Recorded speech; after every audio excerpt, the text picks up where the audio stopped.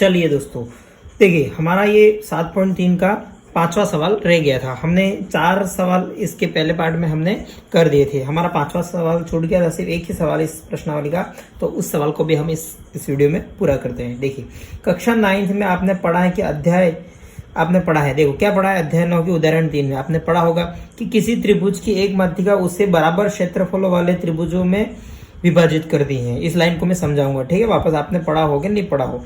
उस त्रिभुज एबीसी के लिए इस परिणाम को सत्यापन कीजिए जिसके शीर्ष आपको त्रिभुज के तीनों शीर्ष आपको दे रखे हैं। चलिए इसको हम आराम से समझते हैं क्या कह रहा है ये। देखिएगा आपके पास जो अभी मैं सवाल कर रहा हूं वो है आपके पास प्रश्नावली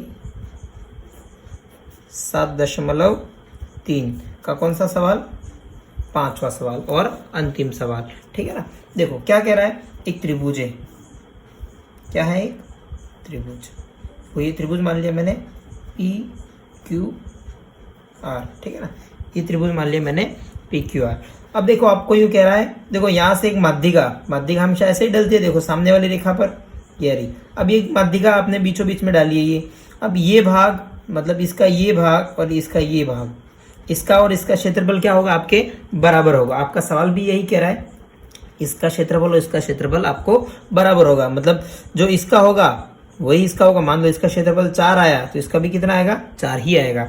अब देखो इन दोनों का क्षेत्रफल किसके बराबर होगा, इस पूरे पी क्यू आर के बराबर। मतलब ये 2 है, इसका 4 आया तो इसका भी 4 होगा। कितना हो गया, तो पूरे वाले बड़े वाले का कितना होगा, 8 होगा। मतलब इसका दुगुना होगा, ठीक है ना। मतलब 4 है, देखो एक पार्ट हम निकाल लेंगे। मान लो इसका 4 आया उदाहरण के लिए, तो बड़े वाला का कितना आएगा, 8 आएगा। क्यों 8 आएगा, देखो इसका 4 है तो इसका भी 4 होगा और पूरे वाले का कितना होगा, 8 होगा। देखो मान लो 2 होता तो इस बड़े वाले का कितना आता है, इसका दुगुना मतलब 4। कैसे, 2 और 2 कितना हो गया, 4। तो इस पूरे वाले बड़े वाले का कितना आएगा, 4। तो एक बार हम बड़े वाले का निकाल ले और किसी एक छोटे वाले का निकाल ले तो हमारा काम हो जाएगा और ये माध्यिका वाला भी आपके स्पष्ट हो जाएगा। देखिए कोई भी रेखा पर, देखो ये मान लो कोई केंद्रक या व्यास है, उस पर एक माध्यिका डलती है तो उसको बराबर भागों में विभाजित करती है। तो मतलब ये हमारा कौन सा हो गया, मध्य बिंदु हो गया। कौन सा हो गया, मध्य बिंदु हो गया। और आपको तीनों बिंदु के निर्देशांक दे रखे हैं। देखिए चलो आपको ऐसे भी एबीसी नाम दे रखा है यहाँ पर, तो हम एबीसी लिख देते हैं, ए बी और सी। आपको अंदर नाम दे रखा है एबीसी। अब इसके तीनों के निर्देशांक आपको दे रखे हैं। देखो 4 6, 4 -6 और उसके बाद है 3 -2, 3 -2 और आपके पास सी है 5 और 2, ठीक है ना। सबसे पहले मैं इसको मान लेता हूँ पी। अब देखो इसका हम निकालेंगे इस त्रिभुज का क्षेत्रफल, तो हमें 2 बिंदु थे हमारे पास, तीसरा बिंदु है नहीं। हम कैसे निकालेंगे, मध्य बिंदु से। तो मैं लिखता हूँ मध्य बिंदु पी। किसका मध्य बिंदु है ये, बी सी का, ठीक है ना। देखो मध्य बिंदु P किसका मध्य बिंदु है, BC का, ठीक है ना। तो हम P के निर्देशांक निकालते हैं। आपको मैंने बताया था कौन सा, x1 + x2 बटा 2, y1 + y2 बटा 2, ये फॉर्मूला बताया था। चलो P के निर्देशांक कैसे आएंगे, x1 कितना है 3 + x2 कितना है 5/2, ठीक है ना। ये -2, ये +2 बटा 2, ठीक है। P के निर्देशांक आ गए 5 और 3 8, 8 बटा 2 कितना होता है आपके पास 4। ये कितना हो गया, 0 हो गया, ठीक है ना। आपके पास P के निर्देशांक क्या आ गए, 4 और 0। तो आपके पास P के निर्देशांक भी आ गए 4 और 0। चलिए अब हम इसको क्या करते हैं, एक बार बड़े वाले का निकाल देते हैं, फिर छोटे वाले का निकालेंगे। इसका दुगुना आता कि नहीं आता है, अगर आता है तो हमारी प्रमेय क्या हो जाएगी, सिद्ध हो जाएगी। तो पहले सर्वप्रथम त्रिभुज ABC का क्षेत्रफल, ठीक है ना। त्रिभुज ABC बड़े वाले का निकाल देते हैं सबसे पहले हम। चलिए आप इन दोनों में से किसी का भी निकाल सकते हो, या तो इसका निकालो तो भी वही आएगा, इसका निकालो तो भी वही आएगा। हम सबसे पहले बड़े वाले का निकालते हैं, बाद में किसी और एक का निकाल देंगे, ठीक है ना। अब मैंने आपको त्रिभुज का क्षेत्रफल बताया था कल, ठीक है ना। 1/2 x1 y2 - y3 + x2 y3 - y1 + x3 y1 - y2। ये आपको मैंने कल क्या बताया था, फॉर्मूला बताया था, ठीक है ना। 1/2 का 1/2। देखो अब यहाँ पर क्या हो जाएंगे, ये हो गया x1, ये हो गया y1, ये हो गया x2, ये हो गया y2, ये हो गया x3, ये हो गया y3। चलिए ये हो गया कि नहीं हो गया। चलो हम अब मान रखते हैं x1 का मान कितना है 4, ठीक है ना। y2 का मान कितना आपके पास -2, माइनस y3 का मान कितना आपके पास 2, ठीक है ना, प्लस x2 का मान कितना आपके पास 3, y3 का मान कितना आपके पास 2, माइनस y1 का मान कितना आपके पास -6, प्लस x3 का मान कितना आपके पास 5, ठीक है ना। y1 का मान कितना आपके पास -6 और y2 का मान कितना आपके पास -2। चलिए ये हमने तो सिर्फ क्या रखे, मान रखे हैं अभी, ठीक है ना, हमने अभी सिर्फ मान रखे हैं।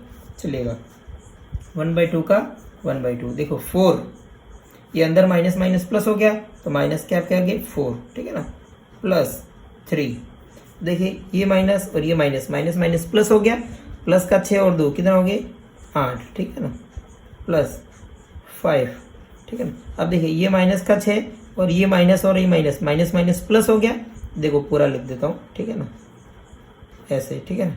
अब नेक्स्ट स्टेप में हम पूरा सॉल्व कर देंगे इसको। 1/2 का 1/2, ये कितना हो गया माइनस के 16, 8 दिया 24 आपके, ठीक है ना। अब ये माइनस के 6 और ये प्लस का 2 घट जाएंगे तो माइनस का 4 आएगा, माइनस 4 का गुणा किसके साथ करेंगे 5 के साथ, तो माइनस का 20 आ जाएगा, ठीक है ना। तो ये आ गया 1/2, ठीक है ना। अब इसको घटाइए, ये प्लस माइनस माइनस, 24 में से 16 के दाब के कितने बचते हैं 8 बचते हैं, कितने बचते हैं 8, और 20 में से 8 के दाब के कितने बचते हैं -12, ठीक है ना, कितने बचते हैं -12 ही बचेंगे ना,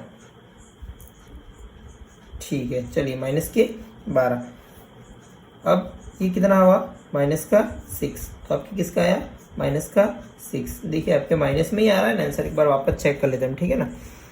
देखो सूत्र सही लिखा हमने, 1 2 3 2 3 1 3 1 2, कल बताया था मैंने गिनती वाला, ठीक है ना। सबसे पहले x1 कितना है 4, ठीक है ना, फिर है y2 -2, फिर माइनस, फिर आगे आपके पास y3 कितना आपके पास 2 हो गया, ठीक है ना, प्लस x2 आपके पास 3 है, ठीक है ना, y3 2 है, माइनस y1 कितना -6, प्लस x3, ठीक है, y1 -6, फिर माइनस, फिर आपके पास है y2 कितना -2। चलिए माइनस माइनस प्लस हो गया, प्लस का 4 हो गया, ठीक है ना, माइनस का 4 आएगा, माइनस का 4 का गुणा 4 के साथ तो 16 आएगा, ठीक है ना। ये प्लस हो गया, 6 और 2 8, 24, ठीक है ना, ये 24 आ गया, बराबर आ गया, ठीक है ना। ये माइनस माइनस प्लस, प्लस का 2 और माइनस का 4 और ये 20 आ गया, ठीक है ना। तो आपके पास ये बचा, चलिए ये आया आपके पास समीकरण नंबर 1 डाल देता हूँ इसको मैं। अब देखिए पुनः क्या करेंगे, अब हम त्रिभुज जो अंदर वाला है, देखिए कौन सा वाला, ABP निकालो या APC निकालो, बात वही है, ठीक है ना। तो हम कोई भी सारे निकाल देते हैं, त्रिभुज ABP का क्षेत्रफल, ठीक है ना, ABP का क्षेत्रफल। चलिए सूत्र वही लगेगा, त्रिभुज का क्षेत्रफल, ठीक है ना, कितना 1/2, वही मान रख देते हैं हम x1। देखो सबसे पहले x1, अब देखिए यहाँ वापस ये चित्र बना देता हूं मैं आपके, ये आपके पास है A बिंदु, ये आपके पास है B बिंदु और ये आपके पास है P बिंदु। इसके निर्देशांक है 4 0, इसके 4 -6 और इसके पास है 3 -2, ठीक है ना। आपके पास यही आपके पास निर्देशांक दे रखे हैं। चलिए अब हम इसको क्या करते हैं, सूत्र में पुट करते हैं। चलिए सूत्र में पुट करते हैं। चलिए अब ये चीज़ यहाँ लिख रहा हूँ मैं 1/2, ठीक है ना। अब देखिए x1 की जगह क्या रखोगे आप, देखो ये अब x1 y1, x2 y2, x3 y3। देखो मैंने आपको बार बार लिख के बताया, अब गलती नहीं होनी चाहिए, ठीक है ना, चलेगा। देखो x1 की जगह क्या रखोगे आप 4, ठीक है ना।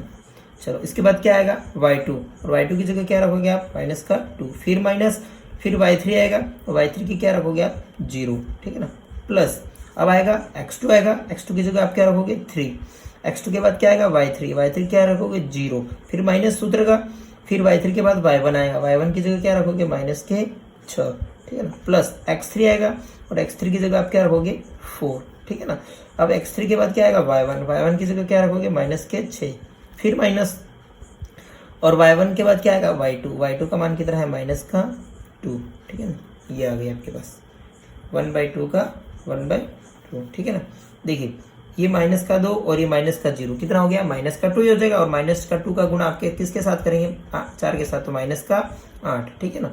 अब देखिए ये भी माइनस, ये भी माइनस, माइनस माइनस क्या हो गया, प्लस हो गया, प्लस का 6 और ये कितना हो गया 18, ठीक है ना। अब देखिए यहाँ कर देता हूँ अब मैं प्लस का 4, ठीक है ना। इसको पहले हम सोल्व कर देते हैं, -6 ये माइनस माइनस प्लस का 2, ठीक है ना। ये आया आपके पास, क्या आया, ये आया। अब इसको हम नेक्स्ट शीट पे करेंगे, ठीक है ना। देखिए इस तरह से हमने पूरा सवाल किया था ये। चलिए आपकी क्या बचा हुआ है लास्ट है वो आप वापस लिख देता हूँ मैं। देखो नेक्स्ट स्टेप ही लिख देता हूँ, माइनस ये आ गया माइनस के 8 प्लस के 18। देखो अब ये, अब यहाँ देखेगा ये माइनस का 6 और ये प्लस का 2 कितना हो गया, माइनस का 4 और माइनस के 4 का गुणा प्लस के 4 के साथ, तो माइनस का 16, ठीक है ना। तो माइनस का 16, चलो 1/2 का 1/2। देखिए सबसे पहले ये माइनस और ये प्लस कितना हो गया, कितना हो गया, प्लस माइनस माइनस, तो 18 में से 8 गए तो आपके बचे 10, कितने बचे 10 और ये माइनस के 16, ठीक है ना। 1/2 का 1/2। अब 10 में से 16 गए आपके कितने बचते हैं, माइनस के 6, तो ये 1/2 इंटू माइनस के 6, तो ये कितना बचा, बराबर माइनस का 3। तो आपका त्रिभुज जो माना था आपने, क्या माना था, ABP का क्षेत्रफल कितना है, माइनस का 3। मैंने कहा था आपके इन दोनों पार्टों में से वो दुगुना आएगा।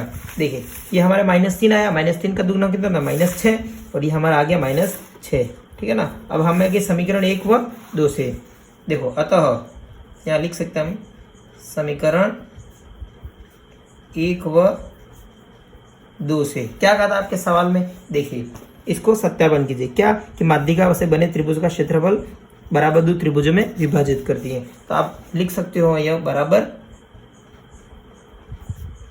क्षेत्रफलों में विभाजित करती है।